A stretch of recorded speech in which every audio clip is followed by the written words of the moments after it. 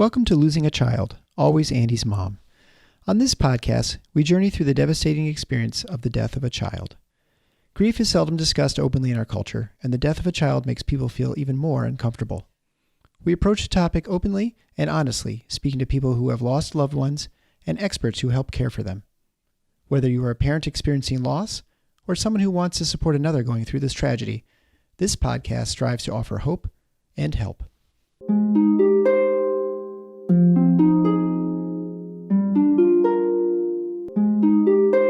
Thank you so much. I get to talk with another Marcie today. This is a first. Very exciting. Marcie interviewing Marcie.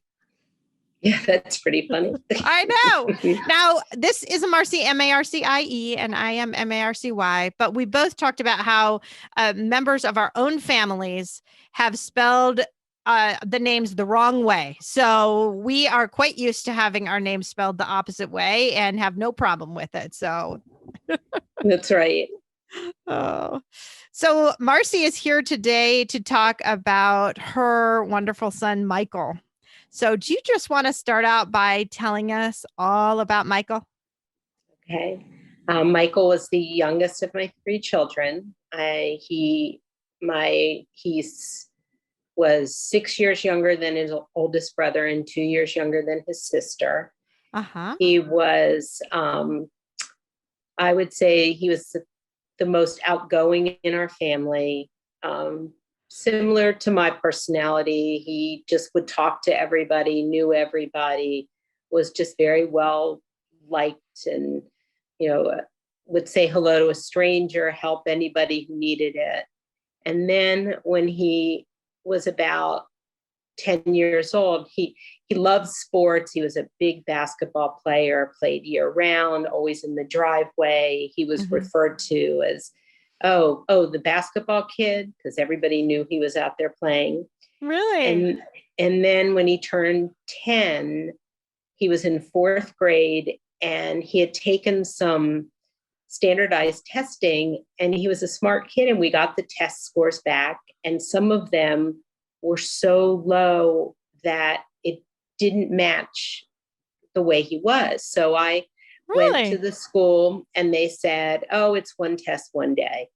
And then we went on vacation to the Bahamas, and we were in the resort, and we were on the way home, and he said, sometimes I forget words. And I said, what do you mean? He goes, I forget, like the thing you wear in the top of your head. And I said, a hat? And he goes, yeah, I forget words. So we came back, we went to the pediatrician, who was my cousin, and she sent us immediately for an MRI. And before I even got home, we were getting the call saying that he had a brain tumor. Oh, my word. So the next 2 days, we were in shock, went to neurologist, a neurosurgeon, and he had 2 biopsies done on it. They thought it was a grade 2 astrocytoma, and it didn't need to come out right away. But what was happening was he was having seizures that we didn't even know were seizures. So 10, 15 times a day, he was having these seizures and was losing words. And so for a little over a year, he was on medication. He was seen by a neurologist at Johns Hopkins. And then after that, he'd go out of the house to play, have a seizure, come back, sleep for 3 or 4 hours. And we decided it was time to do something. So he had a craniotomy done in 6th grade, and they were able to remove the entire tumor. And he didn't want to, he had a big scar on his head, and he grew his hair long. He didn't like people to refer to him as the kid with the brain tumor. Sure. So he, just we watched him very carefully for years. And I would say, you don't have a favorite child, but he needed more than the other 2 at that time. Sure. And he was home, missed school for about 2 years. So he was home with me a lot, and he went back to school in 7th grade, and 7th and 8th grade, he started to do better, and he always kind of had a little bit of issues with like organization and losing things. And we all thought that was, from his tumor. And then when he got to high school, he did fine. He played sports. He had a lot of friends. He was very active in Young Life. He was a wildlife leader for the kids in the 7th and 8th grade. He went to camp every summer. He was an avid snowboarder. And wow, it sounds like he was able to do quite a lot then. So yes. Did he need treatment after his surgery, or was his surgery just considered curative and that was kind of the only treatment he needed then after that? Yes, he just needed to have the MRIs every 6 months just to check. It never grew back. And I suppose his prognosis was really quite good then when it wasn't coming back, I imagine? Okay. Yes. So after like 4 years, they said, well, every couple of years. And then as he started to get older, he kind of fought it and said, why do I need to? I'm fine. I don't have any after effects of it. And so he graduated high school. He went to Penn State and joined a fraternity, made lots of friends, had, great 4 years there, girlfriends, everything. Life. He was traveling. He was a world traveler. My husband would take him, he went to Iceland and Tibet and, lots of different places. And then moved into his own apartment, had a great job in an accounting firm, had a serious girlfriend, and he developed a cough. And we just couldn't figure out what the cough was. So we took him to a pulmonologist, an allergist, a gastroenterologist, and nobody. And when was this then? This was in the fall of 2019. Okay. So he had been working for a couple of years. Right. And he had been cancer-free then for a long, long time. Right? Yeah. And they didn't even, because he had no treatment, they weren't, considering that he had cancer. So right. And we just went to everywhere, but no one ever drew blood in all the visits that we went to. Interesting. And then his heart rate was really high. He could barely breathe. So I took him to just our general practitioner. She did an EKG and she looked at him and she said, he's very sick. Take him to the emergency room. So we took him to the emergency room, and that was like in February of 2019. And we're in the emergency room and they're doing all this blood work and everything. And one resident said, I think he has leukemia. And that was before, I think just from looking at him, he had his eyes were completely white, and so they did blood work and it came back like his platelet count was 2. And he was going to work every day. I mean, just coughing away, and then began our journey of treatment. And originally they thought it was myelodysplastic, MDS. And so, but he went through the treatment. It took a while because they wanted to consult with Hopkins. And so we started out at our local, big hospital here in Virginia. And he went through the first treatment and then another round, and he was doing great. He was feeling great. And then we were going into a bone marrow transplant. Okay. And my daughter and my son both tested. My daughter was the perfect match. Mm-hmm. And she did everything and she could to, prepare for it. He had the bone marrow transplant. We were at Hopkins. We moved to Baltimore, and he was so compliant, and he was the kind of person that would, the cleaning person would come in and he would say, how are you today? And he always had things like, he would want things in his room that he could, fruit that he could offer to somebody else. And he was the one that all the nurses said, I want him tonight. I want to be his nurse, because he was on an adult floor. So he was there with people that were at least 30 years older than him. Sure. And he was the one doing all the laps and, talking to the nurses who were really his age. Mm-hmm. And so he was ready for transplant, had transplant, and that was in July. And then in September, the cancer came back as just much worse, as AML, leukemia. Mm-hmm. And they thought maybe he had hemorrhoid surgery. And they thought that maybe some of the cells were hiding within that. And they did another round of chemo, and they could not ever get him back to remission. And then he was getting blood, platelets and blood much more often. And we would sit there and wish we could thank every person that donated that blood, because that's what was keeping him alive.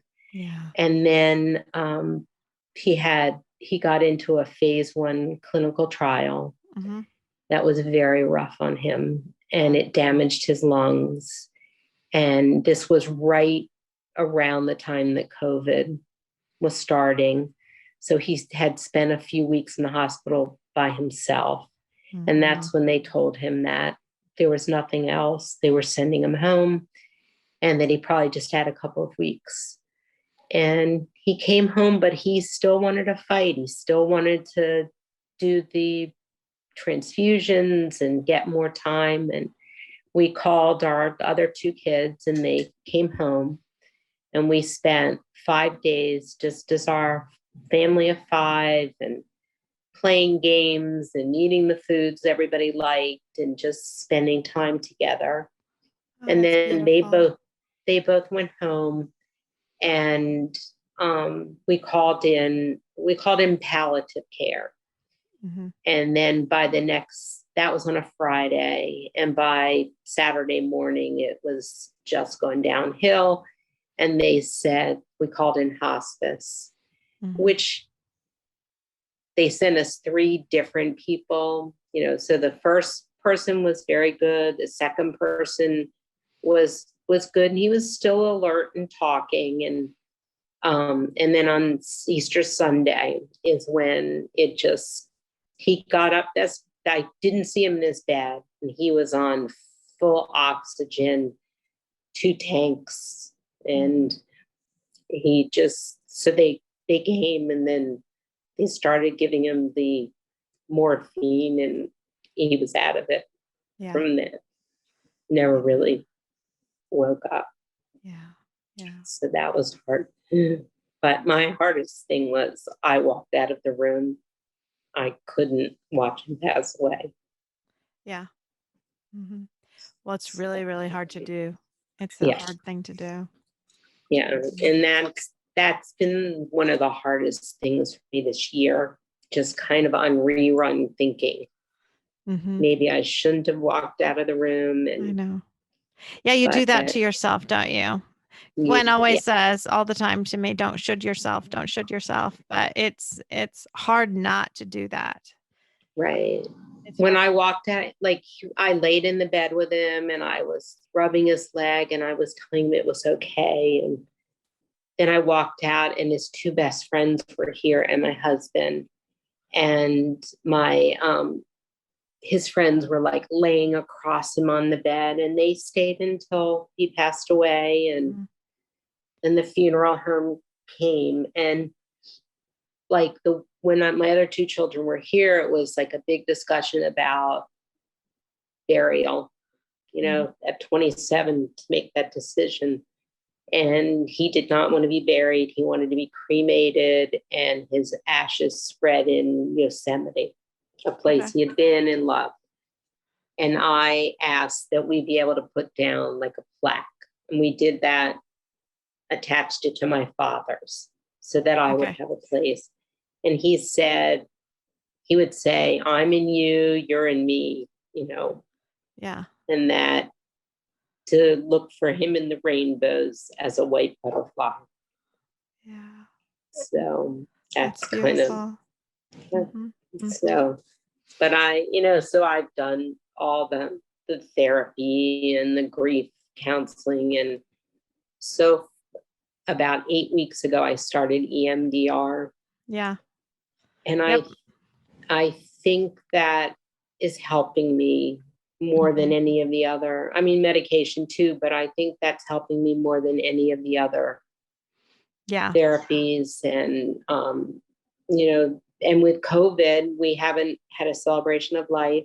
We couldn't have people for the whole time he was sick, we couldn't have people in our house. We've been wearing masks for 2.5 years, and we let his best friends come in, and then a couple of other friends that, but everybody had to get a flu shot. They had to, wash their hands, wear masks, take their shoes off before I would let anybody in the house. And so he got to spend time with his friends. And he had one very neat experience when he was in Baltimore. I was a Make-A-Wish wish granter for 12 years.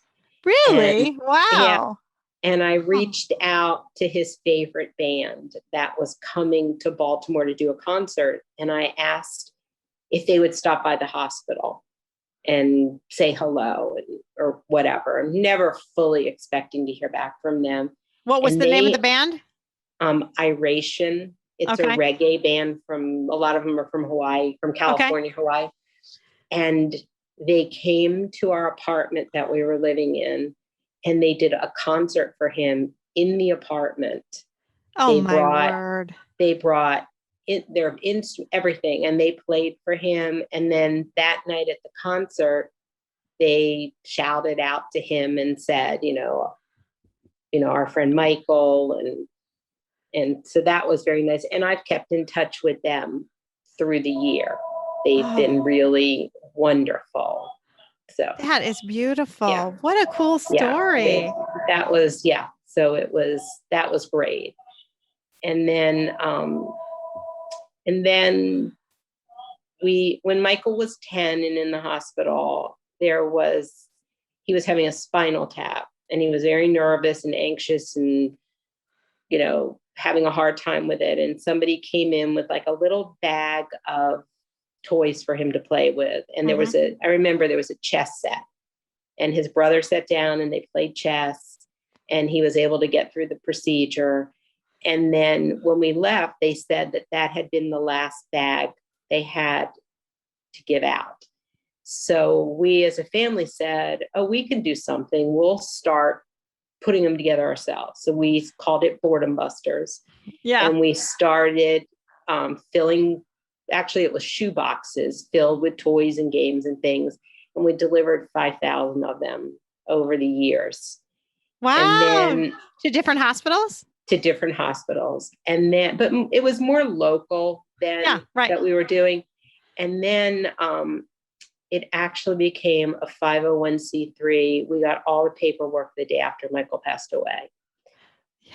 Oh, so we had filled it out. Sweet. It took a while, and we got that. And so now we're a 501c3, and we delivered 2,000 last year all over the country now. So we ship them to Ronald McDonald houses, or someone put our name on a blog, Momcology or a leukemia blog, and we ship everywhere. And so our goal this year is 2,000. Mm-hmm. And we're going to do an online auction July 31st to raise funds for it. And companies have been really good. There's one, especially this Regal USA, has donated so many games and toys to us. It's a young guy who owns it, and he's been great. And so my basement looks like a toy storage room. And so what kinds of things do you have in there? Just give us an example of what would be in a box. Every box has I put a regular deck of cards for the parents. Okay. So, and then games like Uno and Battleship, and we've broken them down into age groups. So, like a 3 to 8 year old will have, crayons and coloring books and stickers, other sorts of games. And I had never done, we always did them 3 to 8 and 9 to 14. And then I got a huge request from Boston Medical Center for the under twos. Okay. So we started doing those. And then when Michael was in the hospital, he decided he wanted to give one to everybody on the floor. Okay. So we did young adult ones, even though the people were older. So for those, we put like a 10-foot foam cord in it. Because when you're laying in your hospital bed, a regular foam cord doesn't reach your bed. Mm-hmm. And like an Amazon gift card and some stationery. And we put postcards from this wonderful company in Idaho, sends them to, it's called Lou Paper. And she sends them to match whatever state we're sending to. She donates them. Because when Michael was in the hospital, he wanted to send a birthday card to somebody. And I went down to the gift shop and it looked like it was from like 1960. They were, so I always put stamps on them so they could just write it out and send it. And I put Mad Libs in there, lots of different games, Mancala. And then when we ship them, we just have, so far this year we just counted yesterday, 471 of them. Wow. And so, and they just go to different hospitals and things like that. They go to different, so how it actually, so they go to Ronald McDonald House in Baltimore. They go to Hopkins. They go to this Ullman House, which is a place in Baltimore like the Ronald McDonald House, but for young adults. There was a need for people who didn't have a place to stay during treatment. It's all free. Mm-hmm. We stayed there a couple of times when it was just my husband or I. And, but then somebody put it on this leukemia lymphoma website. So I started getting requests from people for individual bags. Yeah, and that's what I said, I'm happy to send you a bag, but can I send you 24 and you take them to your clinic or your hospital? Sure.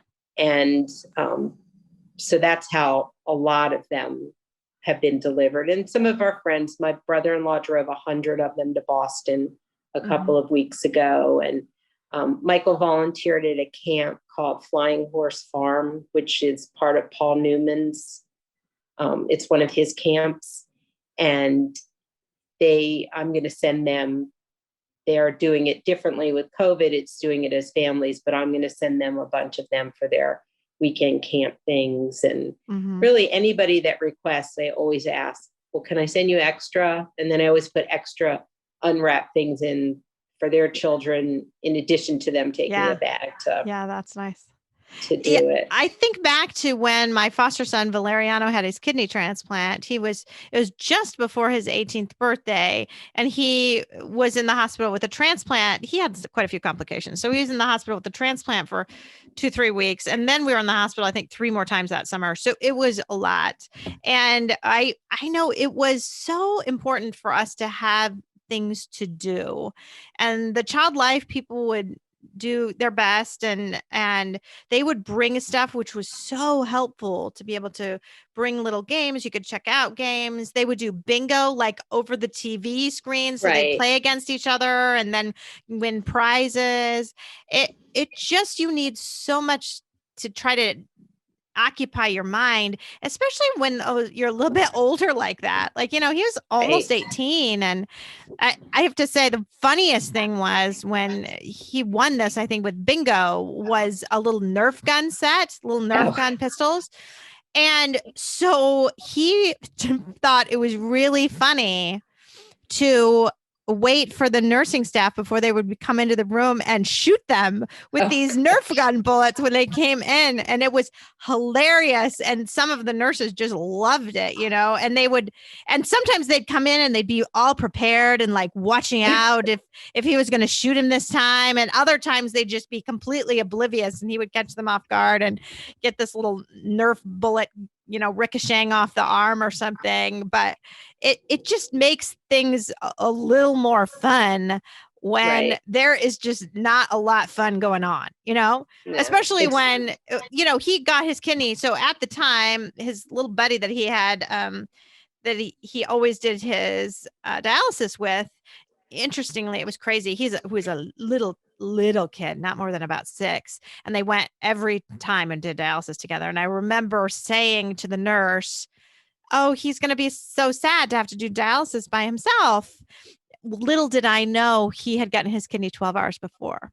So it turns out they were in rooms just down the hallway from each other. And like you were talking about, you lived in the masks, right? Before COVID, you lived in the masks. So did we, right? When you're a transplant family, you live with the mask because that's just what has to happen. And so that little boy could come visit us and we could go visit them because we were both transplant families. So, you're not going to be bringing illness into each other. So anyway, but those other kids, like they had 4 kids getting transplants at the same time, and all 3 of the rest of them went home, and there we still sat. So it's so helpful to have something to do, and to know that people care you. With COVID, all the playrooms are shut down. I know. Yeah, we used to go up and do that. We used to do Papa Shot. Yeah, so everything is shut down, and they are so appreciative that because these are all brand new. And one company, when I first ordered from them, the stuff came and it wasn't shrink wrapped, and then I couldn't use it. And so then I reached out to them and said, is there a way you could shrink wrap each item? And they said, absolutely. You place your order and we will shrink wrap them. And so but one thing is, like, I can't listen to anybody playing basketball. That's one thing that's, a trigger. I had a lot of triggers going to the grocery store. Michael loved Capri Suns. He would drink the 10-pack, at one time. And so now I have 2 little grandsons, and I think I could never see them, doing that. He was actually in December, they were baptized, and he was the godfather to my 4.5-year-old grandson. Wow. So my 4.5-year-old grandson at school told his teacher that his Uncle Michael came to visit him. And he's in a school that's, very locked down, and they were probably alarmed. And he said, no, he's a white butterfly. Yeah. So they have kind of instilled that in them to look for him. And we gave everybody rainbow makers that you have put in your window. And we gave them to all the Iration people and everybody that was just really close to him. And we were just looking this morning, and I think so far we have about 300 people that have responded to his celebration of life. Yeah, you were saying that's coming up in September, right? Yeah. So what all are you planning to do then? It all depends on a lot of the COVID restrictions. Sure. So my son and daughter-in-law and the grandchildren will come in, and my daughter, and we're having it. Michael was very involved. I was raised Jewish. So our customs were very different than and Michael really embraced Christianity and Buddhism. And so we're having it at the church that he went to. The pastor at the church has known him since he was a little boy, because his son was friends with Michael and they played basketball together. So we're going to have it there, and then just have some sort of figure out how you feed, 400 people. And it's going to be tough. I think people want to say, oh, but it's going to be completion for you. It's going to be closure, but that's not a good word, actually. That's not a good word for it at all, but it will be good for you. I think it will be helpful for you, because I'm thinking back to when we had our stuff going on. Obviously it was right away, but I know I did feel that love from other people, and a little bit of that support from other people was tremendous. Right. And it was in some ways really tiring, but in other ways, I felt like each person I saw, and of course it's different because I could hug them because it was, back in 2018, Right. but they would just, every hug I got felt like they were just trying to take just a little bit of that pain and heaviness away, just so things weren't quite as heavy. And still, it was tremendously heavy. But to feel like I can take a little bit from you, just let me take a Right. tiny bit from you, was tremendous. Better than I Yeah. thought it would be, actually. And it was more of a relief, really, than I thought it would be. You just think, Yeah. oh, so Yeah, I so think that intense and because, whatever. normally somebody comes and brings you dinner and you get to hug them and talk to them. And we just haven't had that. But I saw my sister lives in Baltimore, and we hugged for the first time a couple of weeks ago because we're both Yeah. vaccinated now, and we saw each other, and it was Yeah. just so nice to feel that, comfort from, because originally everyone was kind of pushing us to do a Zoom right away. Yeah. And And I've talked to people who have done that. And, I think some of them are real happy with it and others not so yeah, much. So, no, because he was so outgoing. He would be, the last person to leave any event. I mean, and what's been hard is seeing, on social media, his friends getting engaged, getting married. Yeah. And we did we're in Virginia, we have something called Life with Cancer. And they are almost like child life for adults. That's nice. For older. And they immediately, before he started treatment, came in and talked to him about fertility. Yeah. And said, chemo can destroy your fertility. And they set everything up for him to be able to store things in a cryo lab for when it was time, if he wanted children. And so that's the last thing that we haven't done, is to call them to tell them what his wishes were to do with that. Yeah. What are his wishes? Do you know? Did he that tell he you? Wanted them destroyed. Yeah. Yeah, he didn't. Yeah. So. And I can see why you wouldn't want them destroyed right now. No. No. I feel like it's the only thing that's kind of living. Right.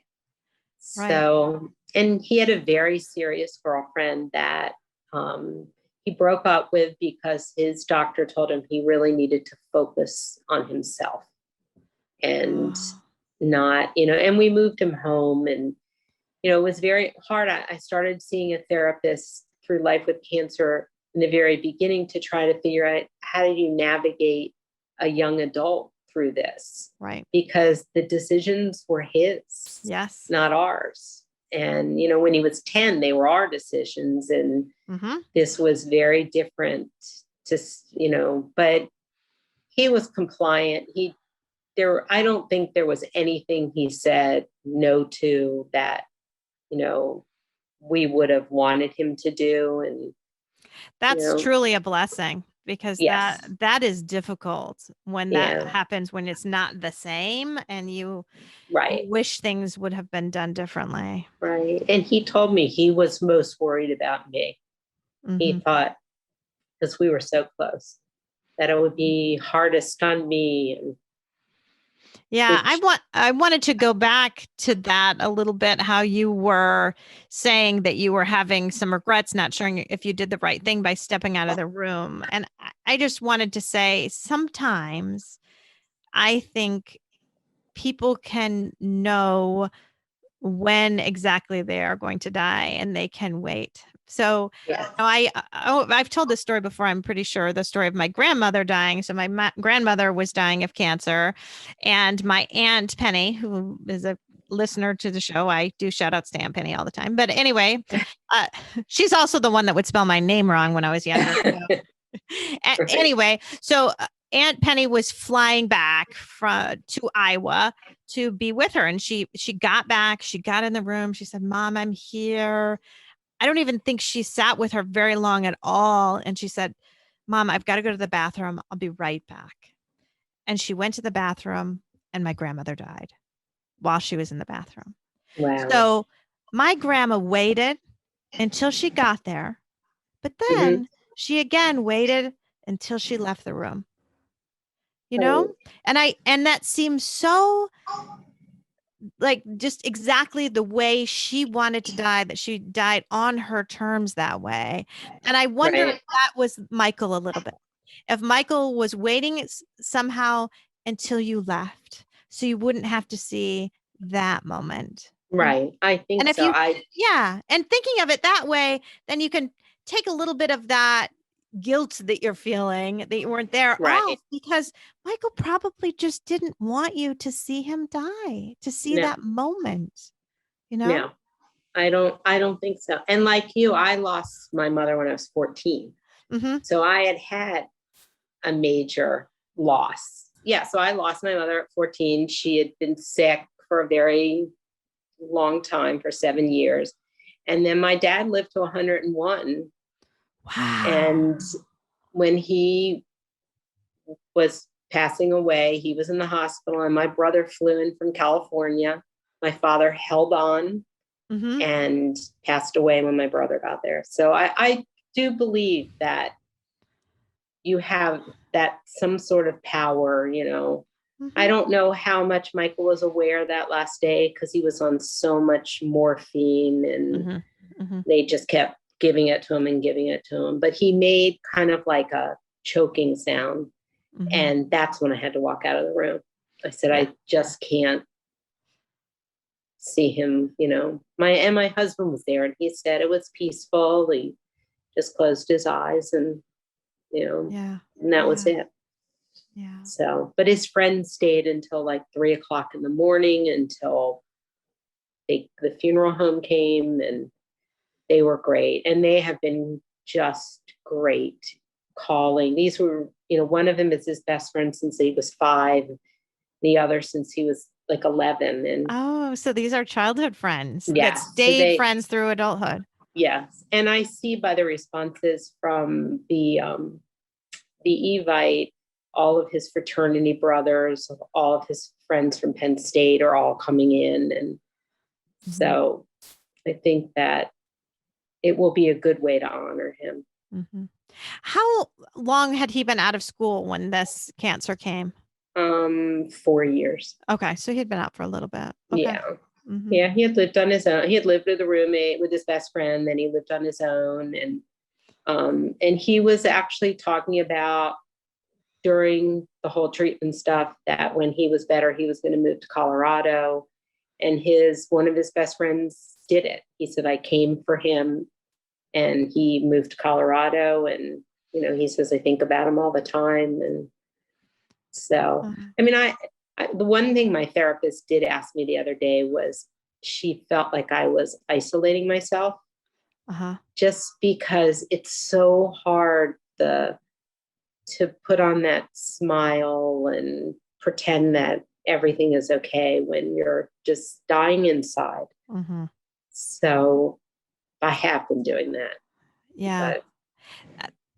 Well, it's good she called you out on it in a way, but it's hard to know what the best thing is, right? Because you do feel this pressure to put on this happy face and to put on this persona that is not really you when you do that. But then you feel a little guilty because you know you're not being genuine. You're not being genuine to Michael and to your truth, to how it is. And so it's hard when you feel like now you're almost like you're living a lie a little bit, you know? Yeah.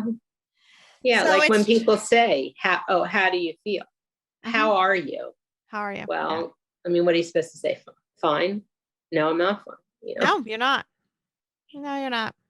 I a lot of times just say hanging in there or doing okay or something.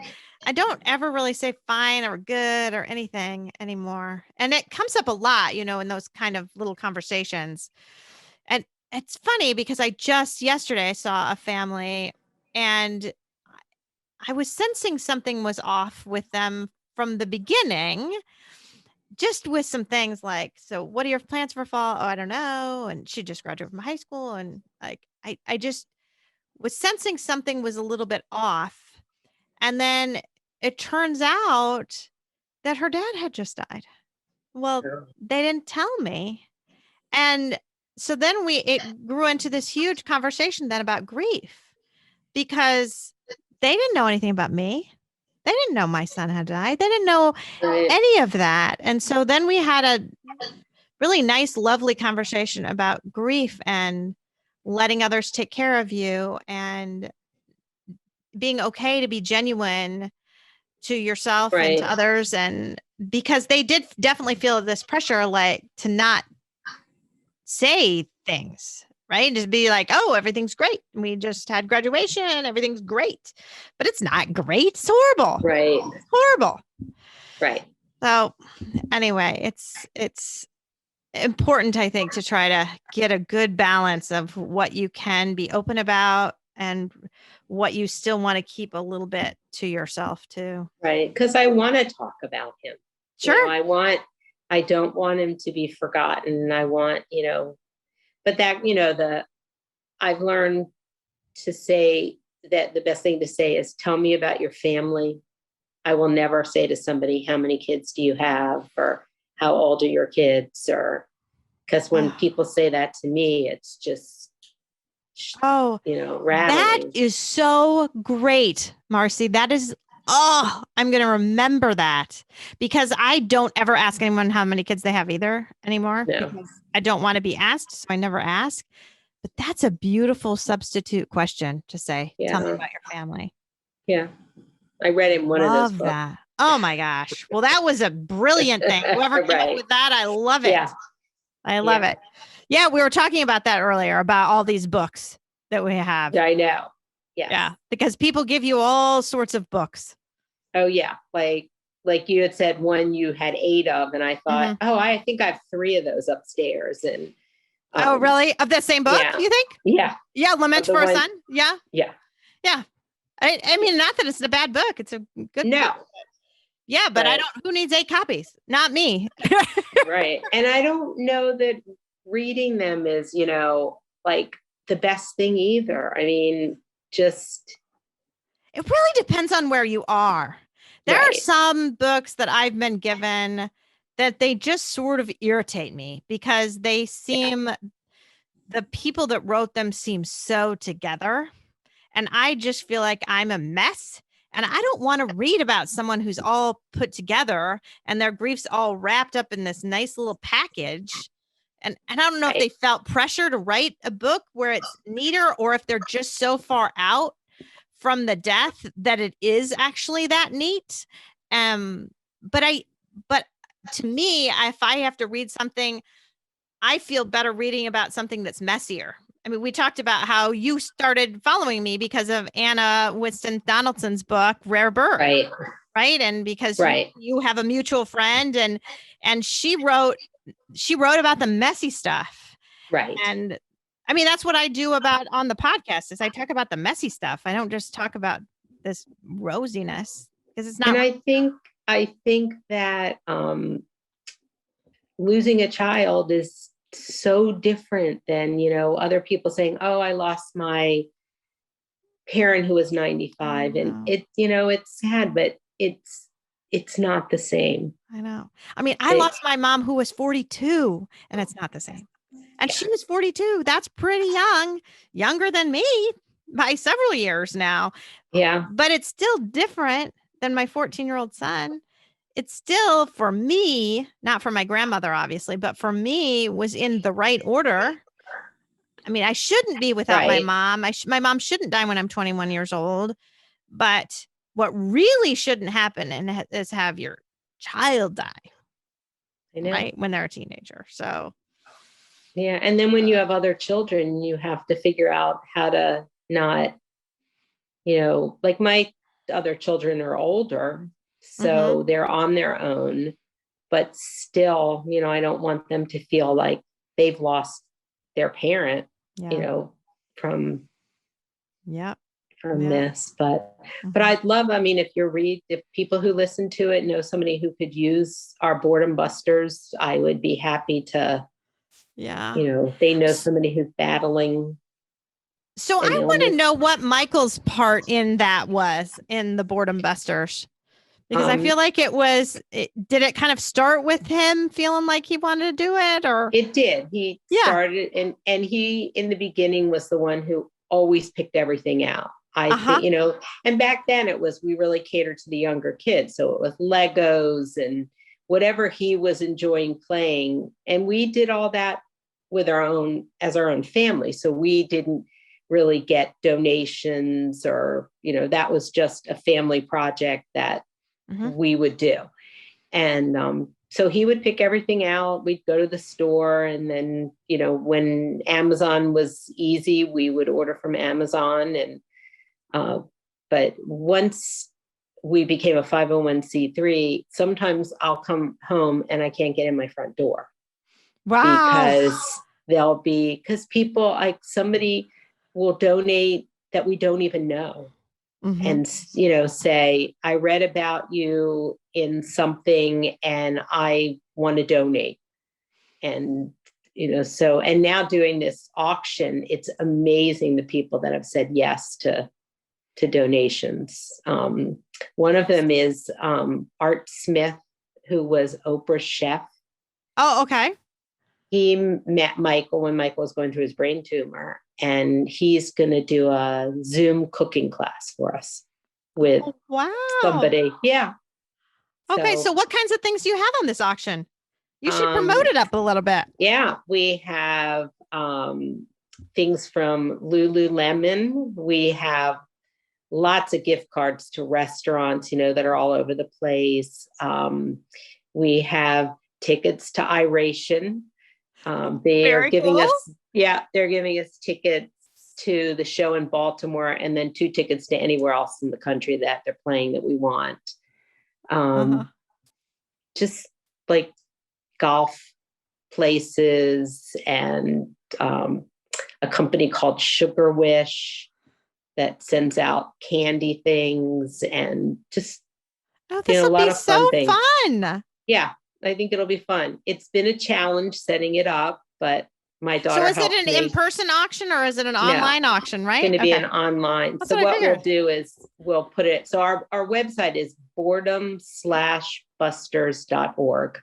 So we'll put links on there too, and then we have a Facebook and an Instagram and all that. I would stay off social media if it wasn't for Boredom Busters, because I find social media to sometimes be raw. Yeah. Seeing everybody on vacation, everybody, doing stuff. But Michael said, please continue my legacy through Boredom Busters. So I say each bag has a tear on it as I put them together.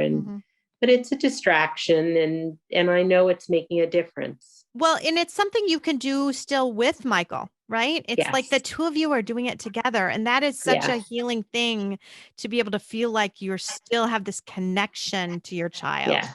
Because Michael, I have a friend bought me a necklace of a heart, and Michael's quote was, "The purpose in life is to help others through it." And she had it put on the back of it. And that really sums up the kind of person that he was. Yeah. I mean, it certainly sounds like it. I love that. I was just looking up something here. So Gwen and I did an episode here just a little bit ago on meaning making and finding meaning in your grief. And I was just confirming this, but your episode is going to be the one before we do our part 2 of that. And our part 2 of that is talking about things that have given your life kind of purpose, right? So what you feel like you have done in your grief that you never would have guessed you would have been able to do. Yeah, things like this. Right. And I feel like that's so much of what you're doing, right? I mean, you wouldn't have been able to predict that Michael's legacy could turn into this program, and you could be making just kids just a little bit happier all over the world. Or I mean, all over the country for now, maybe eventually all over the world, but all over the country, just a little bit of Michael and just a little bit of, fun and laughter you Because know? we put in each bag, we have a little postcard that kind of describes how it started and who he was, and that. So yeah. Yeah. So because my husband wasn't sure that we would continue with it, even though we had gotten it had taken a while to get it. And there are days I think I don't know how long I'll do it.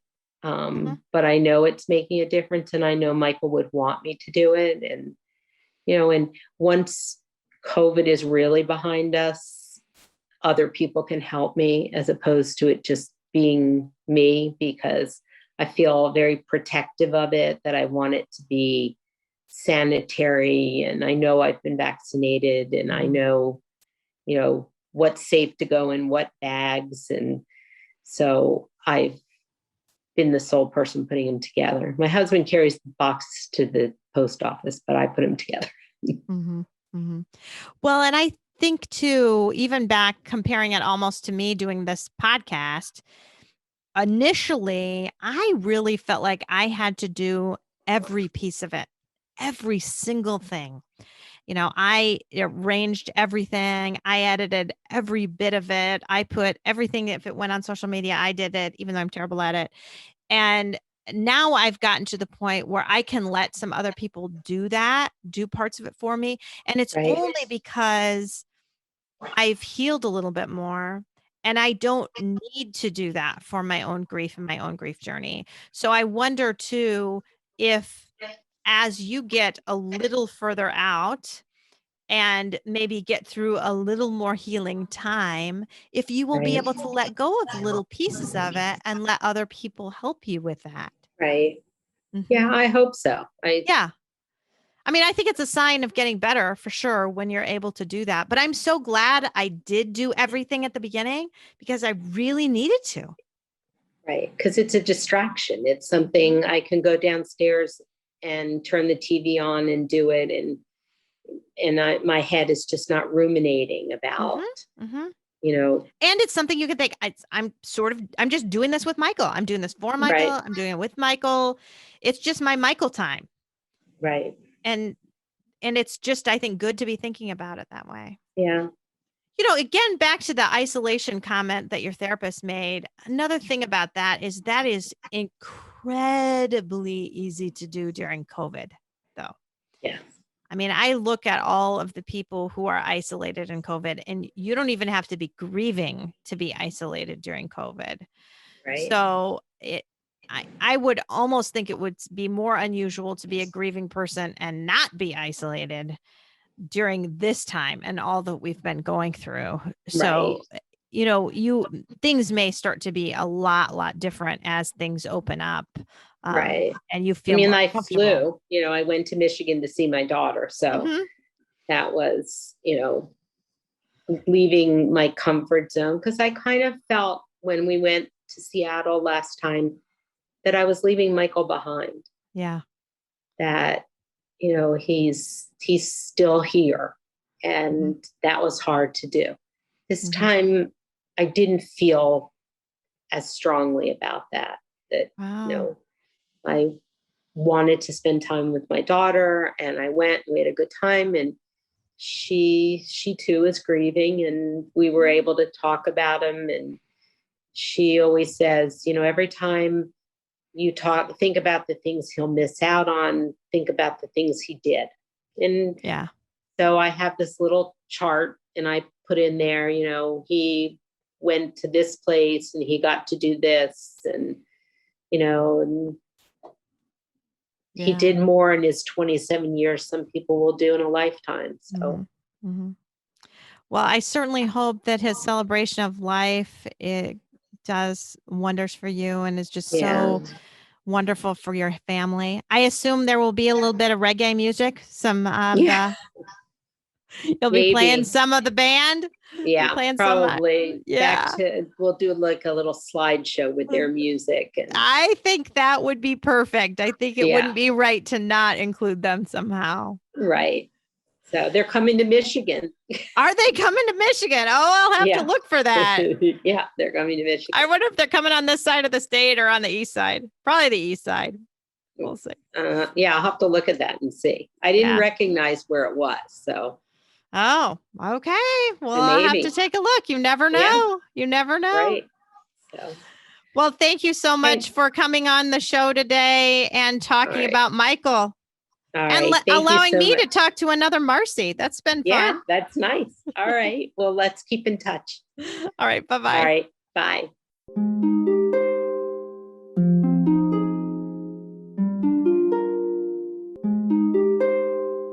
Thanks for listening to Losing a Child, Always Andy's Mom.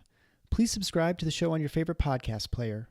We are always looking for new show ideas. If you'd like to be a guest, know someone who'd be a great guest, or have a show idea, please email us at marcie@andysmom.com. Be sure to visit the webpage, andysmom.com, for more content, including Marcie's blog. There you can also sign up to receive updates via email. Together, let's work to inspire hope, one day at a time.